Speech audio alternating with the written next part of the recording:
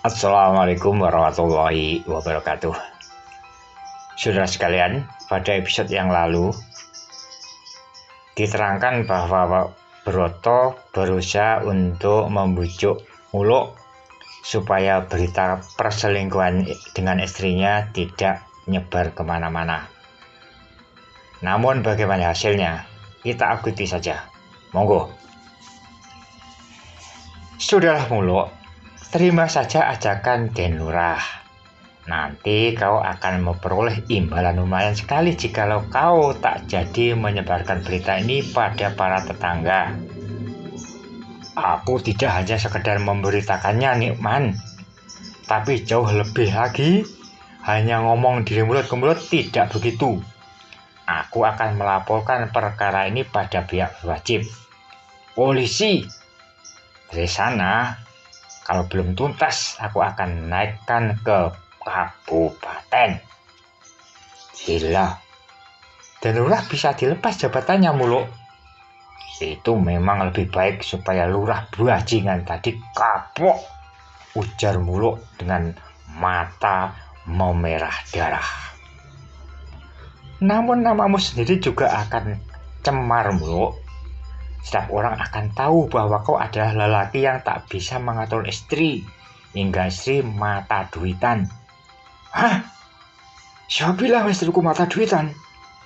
Muluk merasa makin tersinggung dikatakan demikian. Siapa lagi? Den Lurah tentunya. Mana buktinya? Dia mau diajak main dengan Den Lurah dan karena uang. Apalagi kalau bukan karena duit. Muluk diam. Ada benarnya mungkin kata-kata kebayan tadi. Tapi tidak, itu hanya fitnah dari lurah kunyuk tadi. Agar dia tak dituduh orang yang macam-macam oleh orang lain. Dasar maling tak tahu diuntung. Muluk teriak lagi. Pikirkan matang-matang, Muluk. Kita kompromi saja. 1 karung beras dan 100.000 perak akan kau terima jika kau mempertiaskan perkara ini. Nekat saja kebayan yang memang jagonya ngomong itu. Setan dengan lurah itu. Sudahlah, Muluk. 200.000 bagaimana? 300 bagaimana? Tidak. Ini bukan barang dagangan. Keputusanku tetap, aku akan lapor pada pihak kabupaten. Kurang ajar, Broto, gila. Sudahlah, 500.000 dan seorang utusan Den Lurah akan memberikan tambahan seekor sapi. Ya, setuju? Apapun yang akan kuterima darinya, aku tetap tak sudi. Gagal mengutus Niman, esoknya Broto mengupah Bakil, Munair, Lukman, dan Diran. Tapi semuanya tak memberikan pertolongan sama sekali. Hancur sudah harapan Broto untuk jalan damai saja. Nyatanya ia mesti menelan pil pahit yang akan ia alami selama ini.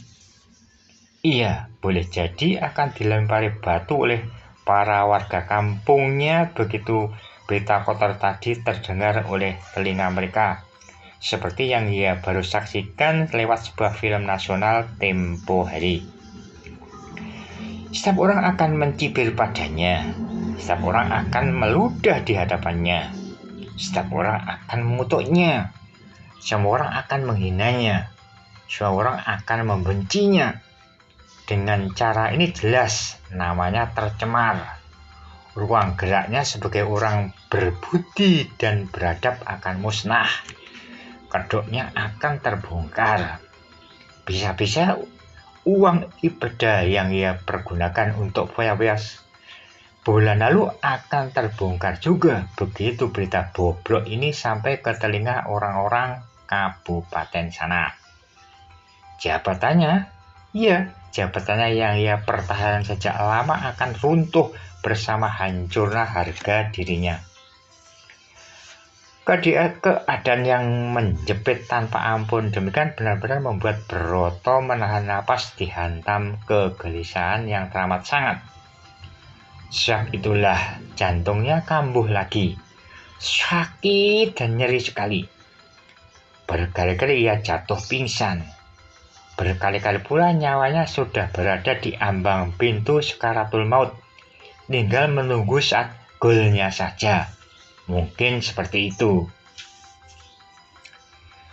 2 hari seusai peristiwa yang menghebohkan tadi, datang 2 buah mobil dinas dari IPEDA Kabupaten.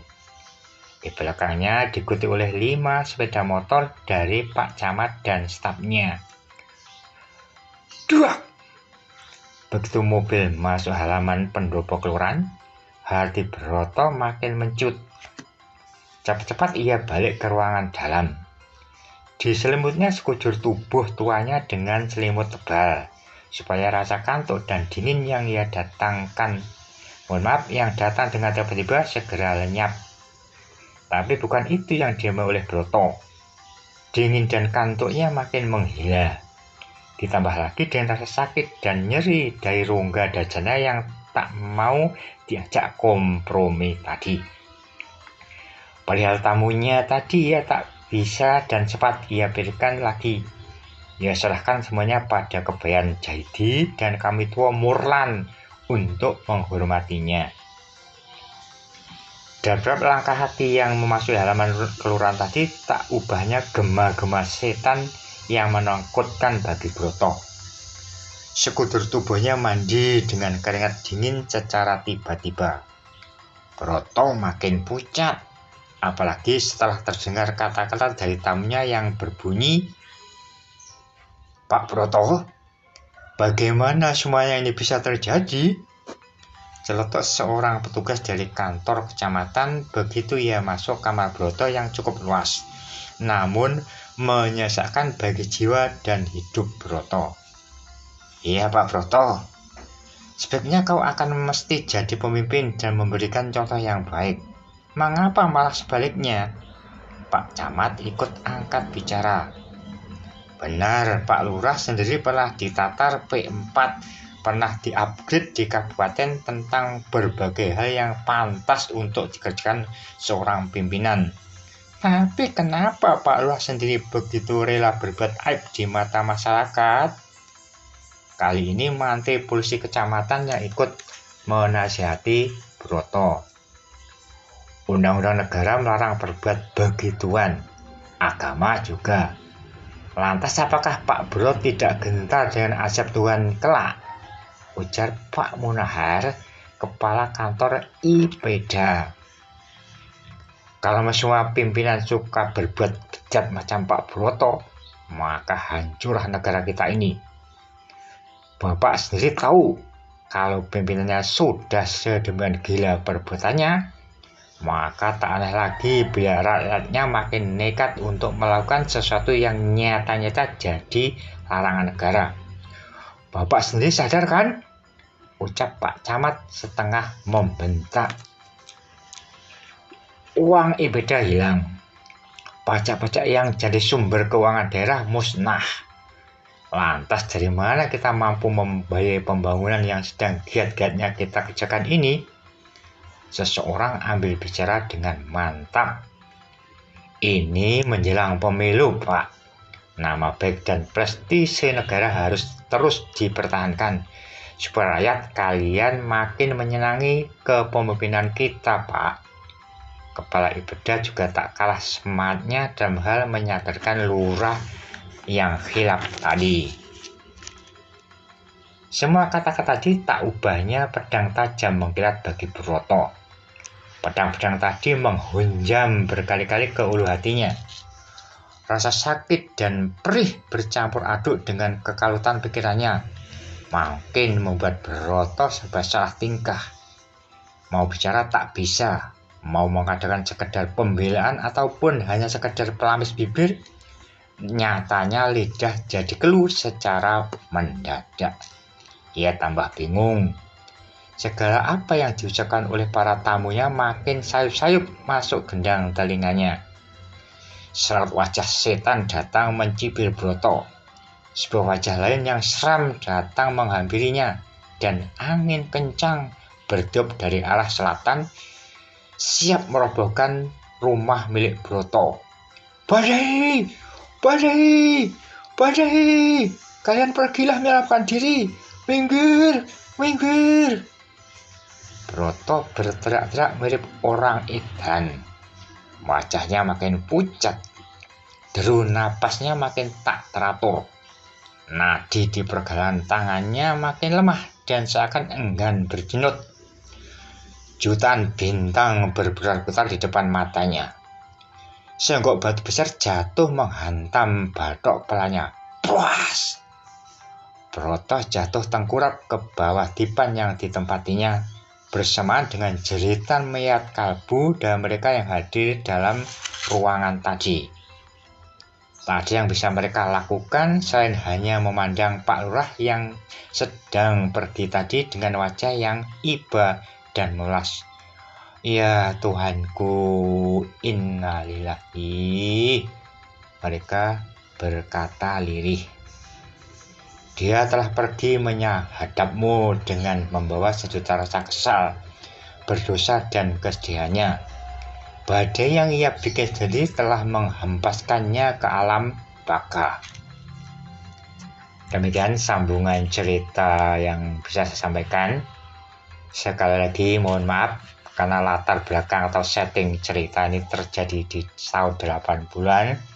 Makanya ada sesuatu yang untuk zaman sekarang janggal, termasuk jumlah uang. Padahal pada waktu itu luar biasa besarnya. Sekian, mudah-mudahan ada manfaat yang bisa kita ambil dari cerita berjudul Badai ini. Sekali lagi mohon maaf, saya membacanya terbata-bata karena kemampuan saya yang semakin bertambahnya umur. Kadang-kadang bicara juga kurang jelas. Sekali lagi mohon maaf, mudah-mudahan Anda tidak bosan menonton atau mendengarkan channel sajian atau suguhan dari saya. Channel sederhana. Sekian dari saya, Dam. Assalamualaikum warahmatullahi wabarakatuh. Alhamdulillah, jazakumullah khairan. Matur nuwun.